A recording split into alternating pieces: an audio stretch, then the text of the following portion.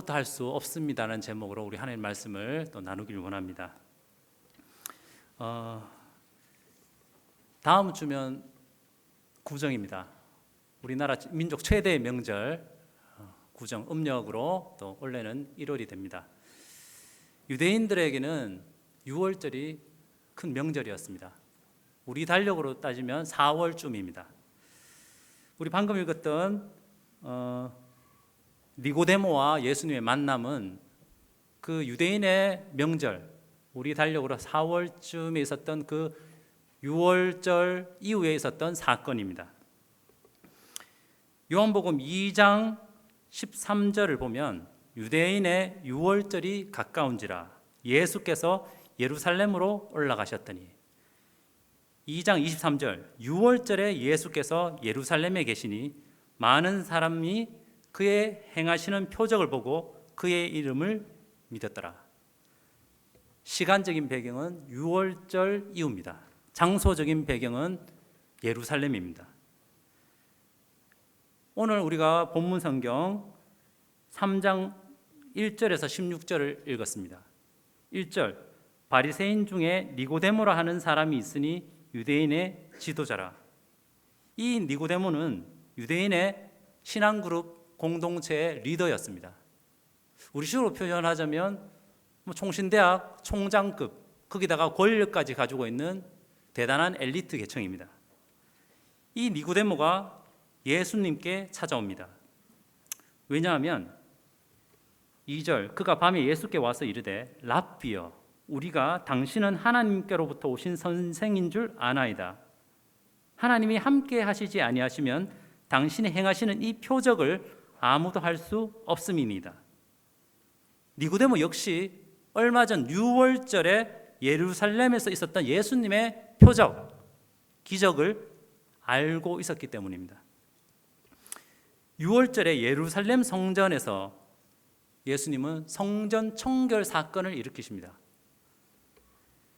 요한복음 2장 13절에서 16절을 보면 예수님은 이 6월절에 성전에 들어가셔서 성전 안에 있던 소와 양과 비둘기 파는 사람들, 그리고 환전하는 사람들의 상을 엎으십니다.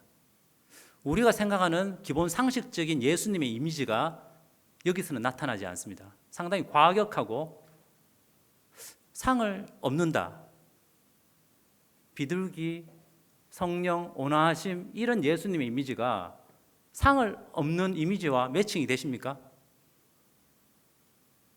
우리 대한민국의 많은 가족들의 기억 속에는 우리 아버지가 상을 엎는 것은 기억하십니다. 술 한잔 하시고 상을 한번 엎으시고, 반찬 옳게 안 나왔다고 상을 한번 엎으시고. 그런데 예수님께서 요한복음 2장 15절에 보면 노끈으로 채찍을 만드사 양이나 소를 다 성전에서 내쫓으시고 돈 바꾸는 사람들의 돈을 쏟으시고 상을 엎으시고. 예수님이 이렇게 한번 하신 행동은 나중에 십자가에 달리기 전 그 6월절에 또다시 이런 사건이 일으십니다. 왜냐하면 이 성전은 하나님 아버지와 만나는 교제의 장소고 하나님을 예배하는 장소였는데, 대제사장들, 타락한 대제사장들에 의해서 장사하는 집이 되어버렸기 때문입니다. 자, 이런 어떤 이슈가 되는 사건들 배경으로 예수님은 니고데모와 만나십니다. 니고데모는 이 유대 전역에 퍼져 있던 이 예수님에 대한 소문을 들었습니다. 유대 신앙그룹 최고 엘리트 중에 한 명이었던 그가 이제 이 젊은 청년, 잘 알려지지 않는 청년, 하지만 유대 명절에 있었던 그 사건 때문에 알려지기 시작한 이 청년에게 나옵니다. 범상치 않다, 평범하지 않다, 뭔가 있다, 이 사람에게는. 그래서 이제 직접 찾아와서 그의 말을 듣고 그의 행동의 의미를 판단하기 위해서 직접 찾아온 것입니다. 니고데모는 나중에 요한복음에 보면 총 3번 등장합니다. 3장, 7장, 19장. 요한복음 7장에 나중에 등장할 때 보면 이 리더 그룹, 바리새 그룹의 그 신앙 공동체 리더 그룹에서 열띤 토론이 있습니다. 예수 그는 누구인가? 그는 미친 사람이다. 아니다. 그는 뭔가 있다. 니고데모는 우리 율법에 따르면 왜 사람을 직접 만나서 그의 했는 말과 행동을 들어보지도 않고 미리 결정하느냐, 이런 식으로 예수님을 옹호하는 발언을 합니다. 그리고 나중에 그는 예수님이 십자가에서 죽으셨고 나중에 장사 지낼 때 두 명 중에 한 명으로 등장하게 됩니다. 그의 신분을 노출시키면서 같이 그가 인생에서 가장 소중한 것을 포기하면서까지 예수님을 향해서 빛으로 나옵니다. 아무튼 이 니고데모는 이제 예수님 앞에 나온 사람입니다. 예수 도대체 어떤 인물인지 직접 확인하기 위해서 왔습니다. 6월절 예루살렘에서 행했던 그 기적을 볼 때에 하나님이 이 예수와 함께 하신다는 것을 알 수 있었습니다. 다만 랍비라고 부르고 선생이라고 불렀다는 것을 봐서 예수님의 신성, 예수님은 줄곧 일관성 있게 나는 하나님이다, 나는 그리스도라고 말씀하십니다. 그까지는 오지 못합니다. 하지만 아주 호의적이고 매너 있고 열린 마음으로, 그리고 진짜 진리를 찾는 마음으로 이 바리새파 중에 한 명이었던 이 니고데모는 옵니다. 이 예수가 진짜 누구인지 직접적으로 객관적으로 살펴보고 결론 내리겠다는 아주 좋은 자세입니다. 우리 인생 속에서 우리는 찾아보지도 않고 알아보지도 않고 결론 맺는 경우가 많습니다. 왜냐하면 그것에 대한 정보가 잘 없기 때문에 그럴 수도 있습니다. 그리고 알고 싶지도 않을 수가 있습니다. 니고데모는 적어도 그런 사람은 아니었습니다. 그는 탁월한 전문가였지만 직접 와서 그 진리를 알기 위해서 나옵니다. 그런데 한편으로는 이 니고데모는 이 예수님께 나왔을 때 예수님 진짜 알려주고 싶은 내용은 잘 모르는 사람이었습니다. 니고데모는 우리식으로 얘기하면 윈윈하기 위해서 예수께 왔습니다. 당신도 살고 나도 살고, 말하자면 이렇습니다. 예수여, 당신의 행동은 하나님 앞에서 옳습니다. 저 역시 하나님 앞에서 옳게 살아왔습니다. 그러므로 나나 당신이나 같은 편입니다. 우리는 동력자입니다. 넓게 봐서 하나님 나라를 위해서 함께 일해 봅시다. 예수 선생이여, 조금만 도와주면 우리 이 험난하고 어지러운 이 세상이 다시 한번 살아날 수 있을 것입니다. 아주 좋은 방향입니다. 큰 그림입니다. 하지만 예수님은 여기서 멈추지 않으십니다. 니고데모는 이 정도면 충분합니다. 내 인생 속에서 하나님을 찾았고 하나님을 열심히 섬겼는 이 니고데모, 그는 자기 인생에서 조금의 부족함을 느꼈을 수도 있습니다. 그렇기 때문에 예수님께 찾아왔죠. 하지만 그 정도였습니다. 하지만 이제 3절부터 예수님이 이 니고데모에게 상당히 당황스러운 말을 하십니다. 3절, 예수께서 대답하여 이르시되 진실로 진실로 내게 이르노니 사람이 거듭나지 아니하면 하나님의 나라를 볼 수 없느니라. 5절 동일한 말씀을 반복하십니다. 예수께서 대답하시되 진실로 진실로 내게 이르노니 사람이 물과 성령으로 나지 아니하면 하나님 나라에 들어갈 수 없느니라. 3절에서 하나님 나라를 볼 수 없다. 5절에서 하나님 나라에 들어갈 수 없다. 니고데모, 그는 전혀 기대하지 못한 당혹스러운 이야기를 듣게 됩니다. 예수님을 만났을 때 그는 이때까지 경험하지 못했던 무기력함을 경험하게 됩니다. 마치 커다란 벽에 부딪힌 느낌일 것입니다. 추측해 볼 수 있습니다. 이때까지 살아오면서 니고데모는 칭찬을 수없이 많이 들었을 것입니다. 우리식으로 표현하면 이렇습니다. 아이고, 네 같은 사람이 천국 안 가면 누가 가겠노? 이렇게 율법을 잘 지키고 하나님을 사랑하고 이렇게 착실한데 천국 가기에 충분하다. 그런데 이제 그가 이제 예수님을 만나서 굴욕적인 무기력함을 경험합니다. 무기력이 뭡니까? 힘이 전혀 없는 것입니다. 무력함, 자신감 반대죠. 할 수 있다. 나는 하나님 나라에 조금만 노력하면 이제 들어갈 수 있다. 그런데 그는 이제 아예 할 수 없다. 하나님 나라를 볼 수도 없고 하나님 나라를 들어갈 수도 없다는 정말 당혹스러운 얘기를 돌직구처럼 날리는 예수님의 말씀을 듣게 됩니다. 그의 충격 충분히 이해할 만합니다.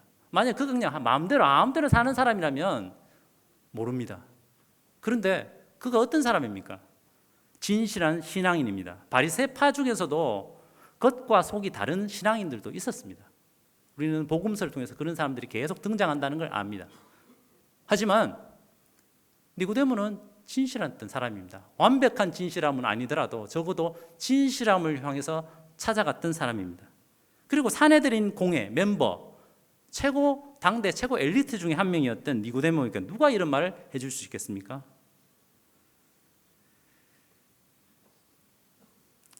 니고데모는 이때까지 경험하지 못했던 무력함, 무기력함, 무능력함, 다시 표현하면 하나님 앞에서의 전적 타락했는, 손끝 하나 하나님 앞에서 움직일 수 없는, 내 속에는 그 어떤 희망도 없다는 것을 예수님과의 대화를 통해서 발견하게 됩니다. 그래서 이렇게 표현합니다. 4절 니고데모가 이르되 사람이 늙으면 어떻게 날 수 있사옵나이까? 두 번째 모태에 들어갔다가 날 수 있사옵나이까? 예수님은 6절에서 육으로 난 것은 육이요 영으로 난 것은 영이니 내가 너에게 거듭나야 하겠다 하는 말을 놀랍게 여기지 말라. 만약에 예수님께서 니고데모에게 자 이제부터 구약을 한 달 동안 10번 읽으시오 이렇게 얘기했다면 가능성이 있습니다. 늘 읽었던 말씀이고 암송했던 말씀이기 때문에 그렇습니다. 자 이제부터 40일 작정기도 하십시오 이렇게 했다면 가능성이 있습니다. 자 그런데 예수님께서 7절 내가 내게 거듭나야 하겠다, 다시 태어나야 된다. 제가 한번 질문하겠습니다. 이게 가능한 겁니까? 자 여기에 한 번은 태어나셨지 않습니까? 한 번 태어나셨을 때 작정하고 태어나셨습니까? 힘은 어머니가 힘 줬습니다. 예. 어머니가 작정하셨죠. 예. 출생한다는 것은 수동적인 표현입니다. 우리가 할 수 있는 것이 아니고 누군가가 우리를 태어나게끔 해야지만 태어날 수 있는 사건입니다. 그런데 예수님은 불가능한 명령을 니고데모에게 얘기하시는 것입니다. 이것은 니고데모가 할 수 없는 일입니다. 중생하고 거듭난다는 것은 우리 안에서 우리가 결심해서 생길 수 있는 사건이 아닌 것입니다. 복음, 하나님이 우리 인생에게 주신 복된 소식은 불행한 소식부터 시작합니다. 무슨 불행한 소식입니까? 복음이라는 것은 기쁜 소식이라는 뜻이잖아요. 즐거운 소식, 행복한 소식입니다. 그런데 이 복음은 나쁜 소식부터 시작됩니다. 무슨 소식이냐? 내 힘으로는 구원받을 수 없다는 소식으로부터 시작됩니다. 그리고 니고데모는 바로 이 진실한 소식, 이때까지 자기 인생을 통해서 생각해 보지 못한 하나님의 심판과 하나님의 공의의 벽 앞에 부딪힙니다. 이 정도면 하나님께서 내 인생을 보시고 나를 의롭다 해주시겠지라고 추측할 수도 있습니다. 하지만 이제 예수님은 그 앞에 네가 거듭나야만 하나님 앞에 하나님의 사람으로, 하나님의 백성으로, 하나님의 왕국에 들어갈 수 있다. 하나님의 왕국의 자녀가 될 수 있다. 복음은 사람의 마음을 낮춥니다. 복음은 진짜 그 사람의 정체성을 알려줍니다. 이사야서 64장 6절 우리는 다 부정한 자 같아서 우리의 의는 다 더러운 옷 같으며. 이사야서 64장 6절은 상당히 독특한 표현을 하고 있습니다. 우리는 다 부정한 자 같다, 우리는 더럽다, 우리는 부패하고 썩었다, 우리는 죄인이다 라고 선언한 후에 우리의 죄악은 다 더러운 옷 같으며 라고 얘기하지 않고 우리의 의는 다 더러운 옷 같다고 선언하고 있습니다.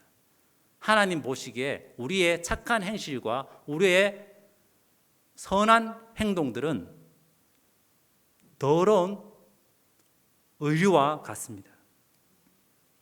우리는 다 잎사귀같이 시들므로 우리의 죄악이 바람같이 우리를 몰아가나이다.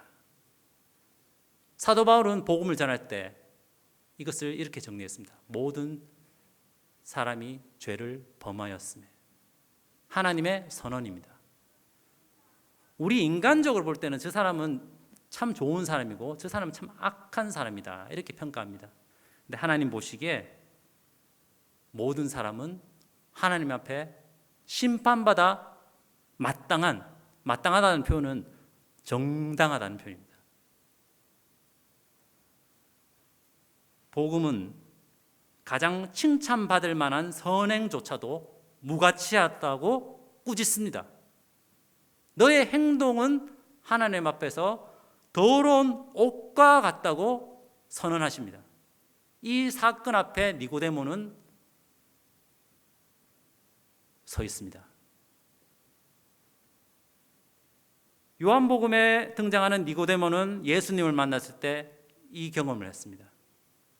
오늘날 살아가는 우리, 예수님을 믿고 예수님 앞에 마음이 열린 나는 예수님 앞에 섰을 때 어떤 것을 경험했습니까? 자신이 전적으로 타락해서 나 안에서는 어떠한 희망도 없다는 것을 발견한 사람만이 그의 눈을 이제 안에서 밖으로 돌리기 시작합니다. 내 안에서의 가능성을 여전히 생각하는 사람에게는 복음이 되지 않습니다. 하나님 조금만 도와주시면 내가 지금은 좀 부족하지만 열심히 노력해서 하나님 백성이 되려고 한번 노력해 보겠습니다. 이 정도죠. 우리 한국 사람들은 전통적으로 불교와 그리고 샤머니즘이 섞인 종교 체계였습니다. 이 땅에서 선하게 살면 하늘이 감동받는다는 그런 가르침을 보고 배운 우리들입니다. 그래서 내가 교회 예배당의 문을 열고 들어와서 복음을 듣더라도 이 복음의 메시지가 섞이기 시작합니다. 그래, 내가 예수님을 잘 믿으면, 좀 더 열심히 믿으면 하나님이 좀 더 열심히 믿는 나의 애절한 이 노력을 보시고 나를 천국에 보내주시겠지. 하나님 백성 삼아 주시겠지. 잘 될 때는 괜찮습니다. 근데 또 실패할 때 있지 않습니까? 그러면 처절하게 구원의 확신이 무너져 버립니다.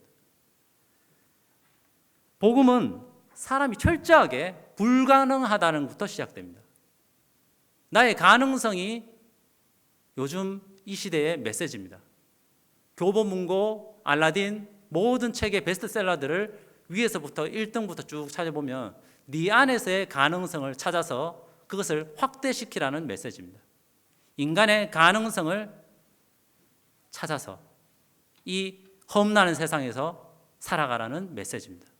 그런데 성경의 메시지는 애초부터 글로 먹었다는 거예요. 참 당황스러운, 우리가 듣기 싫어하는 메시지입니다. 니고데모는 참 매너 있게 예수님께 다가왔는데 오늘 니고데모는 이 예수님께 전혀 기대하지 못하는 메시지를 듣게 되는 것입니다.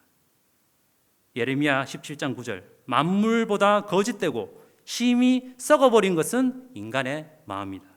누가 능히 이를 알리오마는.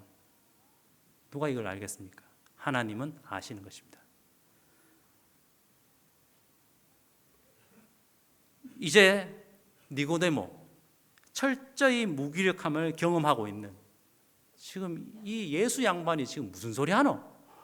뱃속에 들어가서 나야 된단 말인가라는 어떤 그런 의문점을 가진 이 니고데모는 이제 예수님의 말씀에 다시금 귀를 기울이기 시작합니다. 예수님은 그에게 10절 이르십니다. 너는 이스라엘의 선생으로서 이러한 것들을 알지 못하느냐? 진실로 너에게 이르노니 우리는 아는 것을 말하고 본 것을 증언하노라. 그러나 너희가 우리의 증언을 받지 아니하는도다. 예수님은 아무것도 할 수 없다는 것을 니고데모에게 말씀하신 후에 이제 구약, 과거 이스라엘, 유대인의 역사 속에 있었던 한 가지 사건, 독특한 사건을 소개하십니다. 니고데모에게. 광야의 불뱀 사건입니다. 무력함. 나는 나의 힘으로는 아무것도 할 수 없다. 나의 힘으로는 구원받을 수 없다고 얘기하는 사람에게 복음이 복음처럼 들리기 시작하는 것입니다. 그런데 그 복음의 스토리를 예수님은 과거의 한 스토리로부터 시작하십니다. 민수기 21장 4절에서 9절 말씀이 이 배경입니다. 민수기 21장에 보면 백성이 호르산에서 출발하여 홍해길을 따라 에돔 땅을 우회하려 하였다가 길로 말미암아 백성이 마음이 상하니라. 백성이 하나님과 모세를 향하여 원망하되 어찌하여 우리를 애굽에서 인도에 내어 이 광야에서 죽게 하는가. 이곳에는 먹을 것도 없고 물도 없도다. 우리 마음이 이 하찮은 음식을 싫어하노라. 여호와께서 이에 불뱀들을 백성 중에 보내어 백성을 물게 하심으로 이스라엘 백성 중에 죽은 자가 많은지라. 백성이 모세에게 말하되 우리가 여호와와 당신을 향하여 원망함으로 범죄하였사오니 여호와께 기도하여 이 뱀들을 우리에게서 떠나게 하소서. 모세가 백성을 위하여 기도하매 여호와께서 모세에게 이르시되 불뱀을 만들어 장대 위에 매달아라. 물린 자마다 그것을 보면 살리라. 모세가 놋뱀을 만들어 장대 위에 다니 뱀에게 물린 자가 놋뱀을 쳐다본 즉 모두 살더라. 자, 이야기의 내용을 본문을 다 읽어드렸습니다.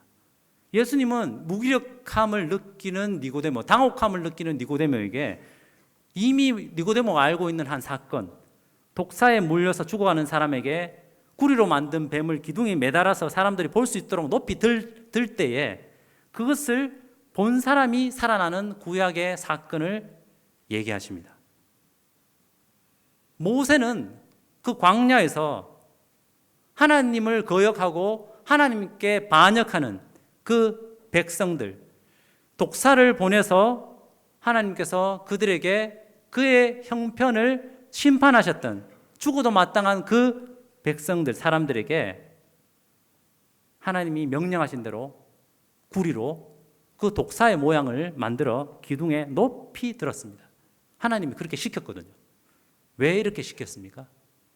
하나님 놀랍게도 독사에 물린 사람을 낫게 하는 방법이 빨리 지혈대로 발을 묶어서 지혈시키고 거기다가 뭐 항생제 바르고 이런 식으로 하나님이 치료하신 게 아니라 그것을 눈으로 보면 치유가 되도록 상당히 이해할 수 없는 하나님의 역사가 이 가운데 일어나는 것입니다. 살고 싶으면 보아야 됩니다. 뭐 살기 위해서 구리뱀까지 가서 그것을 높이 터치할 필요도 없습니다. 아니면 구리의 일부분을 좀 잘라서 딸겨서 마실 필요도 없습니다. 그것을 보면 살 것이라고 약속하셨고 실제로 그것을 보면 살아났습니다. 그리고 예수님은 이 니고데모에게 모세가 광야에서 뱀을 든 것 같이 인자도 들려야 하리니. 이때 인자는 예수님이 구약에서 인자라고 하는 표현은 예수님 자신을 표현하는 표현입니다. 예수님이 그 구약 성경에 뱀에 물려갔던 사람들이 보면 살았던 그 놋뱀처럼 기둥에 매달려야 될 것이다. 뱀을 보면 살듯이 예수님도 매달려서 높이 들려야 될 것이다. 15절 그 이유는 이는 그를 믿는 자마다 영생을 얻게 하려 하심이더라. 거듭나야 되겠다고 명령하셨지만 사실 니고데모가 할 수 있는 일은 아무것도 없습니다. 실제로 이제 니고데모가 이제 거듭나기 위해서 참 노력해 볼게요. 이렇게 할 수가 없는 겁니다. 거듭나야 되겠다고 하신 말씀의 핵심은 너의 삶은 하나님 앞에서 죽은 거와 마찬가지다. 네 인생의 모든 선한 행동 의미가 없다. 그리고 그 시작부터 그렇게 전제를 깔아놓으신 후에 예수님은 자신이 하시는 행동을 소개하십니다. 하나님의 사역은 우리의 무력함으로부터 시작됩니다. 내가 가능하고 내가 할 수 있다고 생각할 때는 하나님의 하신 일은 크게 보이지가 않습니다. 어릴 때부터 특히 교회 생활하고 그리고 수없이 많은 복음을 듣게 되면 어떻게 구원받아야 되는 그런 복음의 소식을 구원은 받지 않더라도 다 얘기해 줄 수 있습니다. 예수 그리스도께서 우리의 모든 인간의 죄를 위하여 십자가에서 죽으시고 3일 만에 부활하셨다. 이것은 요즘 네이버 쳐봐도 알 수 있습니다. 이 복음의 사건이 어떻게 복음으로 내한테 다가올 것인가? 니고데모에게 그 죄의 무력함, 하나님 앞에서 나는 철저하게 아무것도 할 수 없는 죄인이라는 것이 현실로 다가온 그에게만이 복음은 복음이 되는 것입니다. 그렇기 때문에 복음을 믿는다는 것은 인간이 할 수 있는 것이 아니라 성령께서 하시는 사역인 것입니다. 사도 바울도 그래서 이렇게 표현합니다. 내가 씨를 뿌렸지만 하나님께서 자라게 하셨다. 씨를 뿌리는 자나 물을 주는 자는 아무것도 아니로되 오직 하나님께서 자라게 하시느니라. 제가 이 시간 복음 메시지를 아무리 능수능란하게 철저하게 성경적으로 잘 해석해서 말씀드리라도 제가 믿게 할 수는 없습니다. 성령께서 사람의 마음을 변화시켜서 자기의 무기력함, 내 인생에 내가 하나님 앞에서 나의 선함이나 나의 착함이나 나의 행동으로는 내가 하나님의 백성이 될 수 없고 천국 갈 수 없다는 것을 깨닫게 하시고, 그리고 마치 거지의 빈손처럼 하나님을 붙드는 그 믿음의 손을 내밀게 하는 것은 성령께서 하시는 일인 것입니다. 예수님은 이 니고데모에게 광야에서 뱀을 든 것 같이 인자도 들려야 한다. 다시 말하면 너를 살리려고 내가 죽는다. 멸망할 널 위해 내가 대신 죽는다라는 메시지를 하고 계십니다. 너에게 있는 생명은 아무 의미 없는 생명이다. 하나님의 형상대로 창조받았지만 니고데모야, 너는 하나님의 형상을 잃어버린 죄인에 불과하다. 너의 고귀한 행동들, 선행들, 그 가르침들 잘못된 것은 아니지만 그것이 하나님 나라에 의미가 없다. 내가 너를 위해서, 너를 다시 살리기 위해서, 하나님의 백성으로 살아가기 위해서 내가 이 땅에 왔고 다시 올라간다. 하늘에서 내려온 자, 곧 인자 외에는 하늘에 올라간 자가 없느니라. 그래서 16절, 우리가 잘 아는 요한복음 3장 16절이 이 배경으로 정리가 되는 것입니다. 하나님이 세상을 이처럼 사랑하사 독생자를 주셨으니, 그 이유는, 이는 그를 믿는 자마다 멸망하지 않고 영생을 얻게 하려 하심이라. 하나님의 영생은 하나님의 독생자가 이 땅에 오심으로써 현실이 되는 것입니다. 그리고 이렇게 아드님을 주신 까닭은 그것을 믿는 자마다 멸망하지 않고 생명을 얻게 하기 위함인 것입니다. 우리 인생 속에서 무력함을 느껴본 지가 언제입니까? 복음을 들었을 때 기쁜 소식으로 들으셨다면 그것은 분명히 그 전에 무력함을 경험하셨을 겁니다. 하나님 앞에서 전혀 손끝 하나 움직일 수 없는 식물 인간과도 같은 나의 존재의 그 심각성을 경험하셨을 것입니다. 그렇지 않다면 좋은 게 좋은 거라고, 내 인생에 그냥 축복을 주시고 내한테 복 주시고 이 땅에서도 잘 되게 하시고 죽어서도 그냥 천국 가게 하시고 그 정도에 머문다면 내 인생에 만약에 잘못된 일이 발생했을 때 그것을 뛰어넘을 힘이 없어질 수도 있는 것입니다. 특별히 이 부분을 얘기하면서 저는 이제 한 가지 더 말씀드리고 싶은 게 있습니다. 특별히 이거는 제가 약간 부딪힌 부분이었는데요. 하나님이 세상을 이처럼 사랑하사 독생자를 주셨으니 이는 저를 믿는 자마다 멸망치 않고 영생을 얻게 하려 하심이니라. 이 말씀이 저에게 복음이 안 됐습니다. 왜냐하면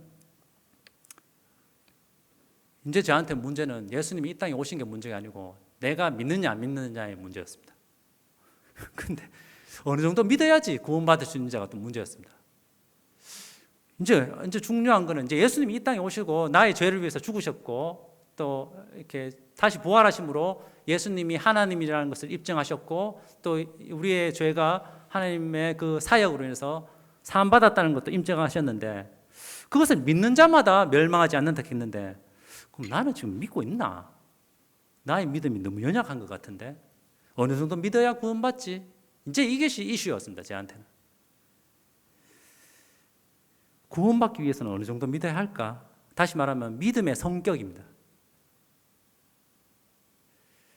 이것을 저한테 도움을 준 말씀이 있습니다. 마가복음 9장입니다. 마가복음 9장 17절부터 27절이 본문 성경인데요. 특별히 그 중에서 마가복음 9장 24절입니다.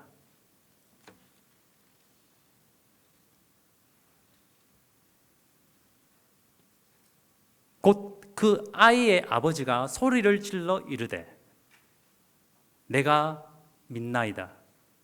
나의 믿음 없는 것을 도와주소서. 마가복음 9장에서 한 남자가 예수님께 나와서 부탁합니다. 제 아들을 고쳐주십시오. 이 아들은 귀신 들린 아들입니다. 자녀가 있는 분들 아시겠지만 자녀가 아플 때 얼마나 걱정이 됩니까? 참 심각한 상황이었습니다. 이 남자가 예수님께 나와서 간절하게 부탁합니다. 저의 아들을 제발 고쳐주십시오. 예수 선생이요. 예수님이 대답하십니다. 네가 만일 나를 믿는다면 그렇게 하겠다. 그러니까 그가 뭐라고 했습니까? 내가 믿나이다. 그런데 거기서 끝나지 않습니다. 상당히 솔직하게 얘기합니다. 내가 믿습니다. 그런데 나의 믿음 없음을 도와주소서. 그는 예수님을 믿었지만 매우 의심에 둘러싸인 약한 믿음이었습니다. 예수님을 믿어야지 아들이 낳기 때문에 믿긴 믿는데 어느 정도로 약하냐면 믿음이 없다고 할 정도로 믿음이 약합니다. 자신이 믿음을 보니까 믿음이 없다고 보입니다. 그런데 끝까지 얘기합니다. 예수님께. 이에 대해서 예수님께서 뭐라고 말씀하십니까? 그래, 좀 더 믿음이 커지면 다시 오너라. 그때는 내가 네 아들을 고쳐주겠다. 이렇게 얘기하셨습니까? 아니요. 놀랍게도 예수님은 곧바로 그 아들을 고쳐주셨습니다. 마가복음 9장 27절 예수께서 그 손을 잡아 일으키시니 이에 일어서니라. 이처럼 예수님은 의심에 휩싸인 작은 믿음도 대상이 예수님이라면 놀랍도록 은혜를 베푸십니다. 복음은 예수님입니다. 복음은 나의 믿음을 붙드는 것이 아니라 예수님을 붙드는 것입니다. 믿음이 연약하면 예수님을 보십시오. 믿음은 내 믿음이 강한지 약한지 살펴보는 데서 강해지는 것이 아니라 예수님이 어떠한 분인지를 아는 데서 시작하는 것입니다. 그리고 그 시작점이 이 아이의 아버지처럼 상당히 의심스럽고 연약할 수 있습니다. 중요한 것은 방향입니다. 내가 누구를 향해서 부탁하고 있는 것인가요? 세상을 향해서 아니면 내 자신을 향해서 부탁하고 있는가? 아니면 이 땅의 진짜 왕이시며 우리를 위해서 자신의 생명을 주실 예수께 믿음의 대상을 두느냐는 것입니다. 여기서 복음이 무엇인지를 알 수 있습니다. 그리스도 예수께서 나를 대신하여 죽으시고 부활하셨다는 사실을 믿는 믿음이란 내가 대단한 사람이 될 필요가 없는 것입니다. 심지어 위대한 믿음을 가질 필요도 없습니다. 우리 브래드리 선배 중에서는 위대한 믿음을 가진 분들이 많습니다. 조지 밀러. 참 이건 감사한 일입니다. 그런 믿음의 샘플들이 있으면 우리의 삶의 현실 속에서 우리는 표대를 향해서 나아가는 데 도움이 됩니다. 하지만 우리가 구원받을 때, 내가 하나님 자녀로서 거듭날 때 멸망치 않고 영생을 얻는 그 믿음은 그저 예수님을 붙들기만 하면 구원을 받는 그런 믿음입니다. 광야에서 불뱀을 보기만 하면 낫듯이 예수님을 붙들기만 하면, 심지어 내가 믿습니다, 나의 믿음 없음을 불쌍히 여기소서라고 얘기했을 때 그 얘기를 들으셨던 예수님이 어떤 분이셨습니까? 예수님의 은혜입니다. 그 은혜롭고 자비로우신 예수님을 붙드는 것이 바로 믿음입니다. 반대로 거꾸로 어떤 사람은 이렇게 얘기할 수 있습니다. 나는 의심을 하나로 하지 않아. 나는 이때까지 믿고 나서 한 번도 의심한 적 없어. 또한 바른 삶을 살고 있지. 나는 간음을 한 적도 없고 낙태를 한 적도 없고 오히려 십계명을 잘 지키고 있지. 오히려 그런 사람들의 마음속에는 자만심으로 가득 차 있을 수 있습니다. 그런 자는 믿음이 적고 의심 있는 자들을 바라보면서 자비를 보이지 않습니다.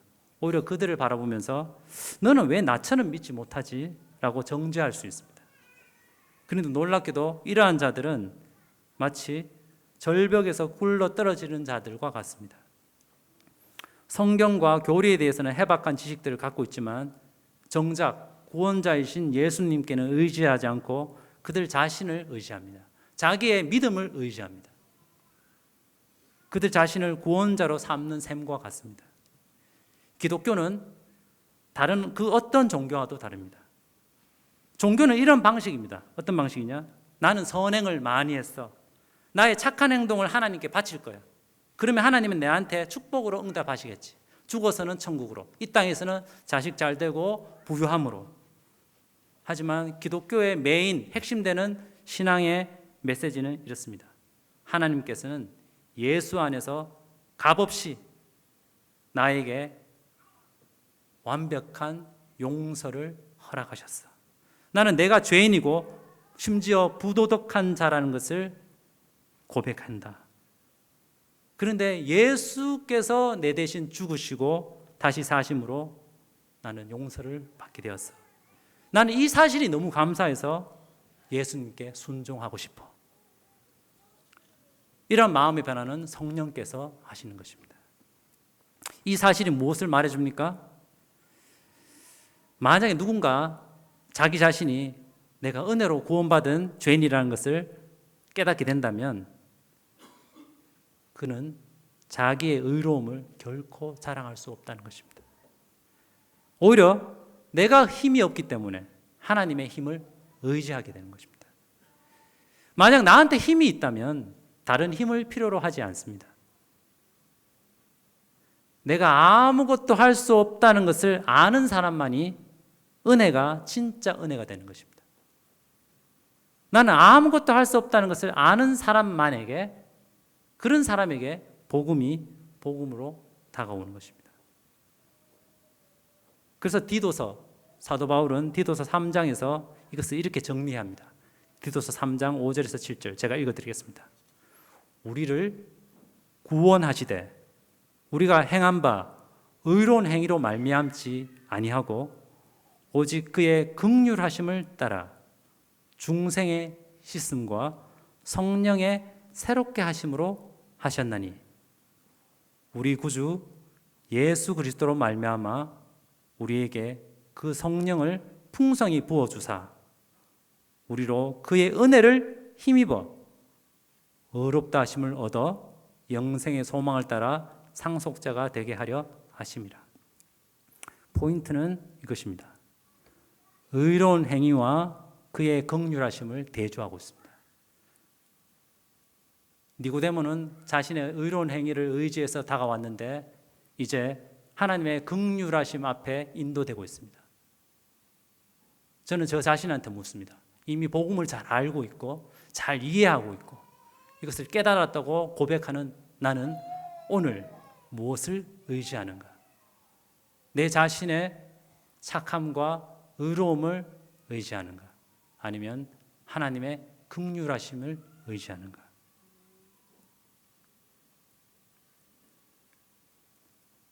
우리를 구원하시되 우리가 행한 바에 의로운 행위로 말미암지 않고 긍휼하심을 따라 하신 하나님의 은혜를 찬양합니다.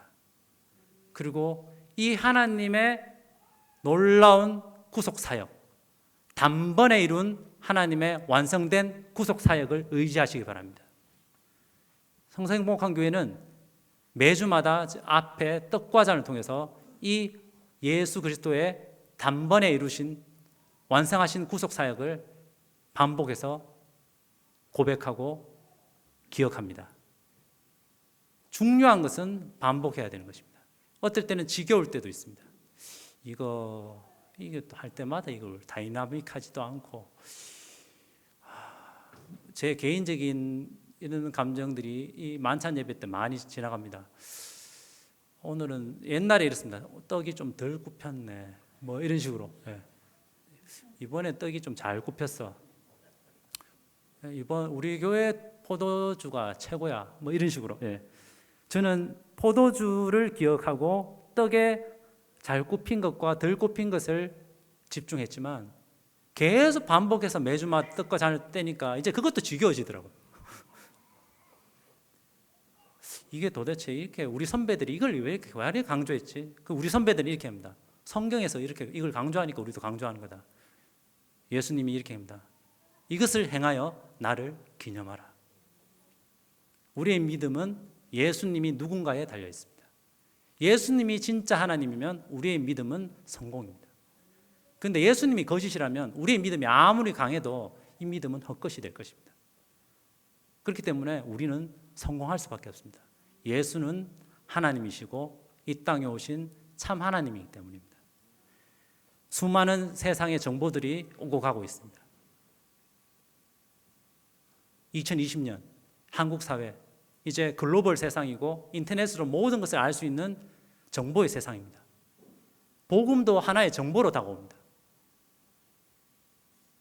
그래서 새로운 정보가 나오면 기존에 있는 정보가 밀려나갑니다. 복음을 붙들 수 있는 힘은 어디서 나옵니까?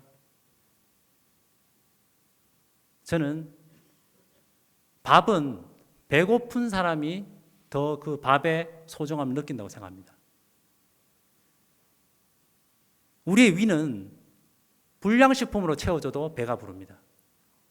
아주 영양가 있는 음식을 먹더라도 배가 채워집니다.